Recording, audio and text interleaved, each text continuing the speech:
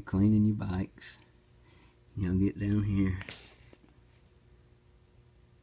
to this spot where it's all grimy, and soap and water just won't take that shit off. But I'll tell you what, with kerosene in a spray bottle. Got this at the convenience store, the kerosene pump, and I spray it on all of this grime.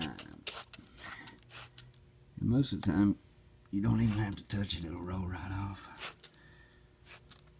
I do this on my dirt bikes, my street bikes, anything that gets all that grime build up on it. I mean, this hands down the best way to get it off. I've tried lots of other stuff. The kerosene won't hurt the paint, won't hurt the aluminum. I clean a lot of stuff with it. I keep some in the spray bottle all the time. So there you go. Kerosene. Use it. Try it. You'll love it.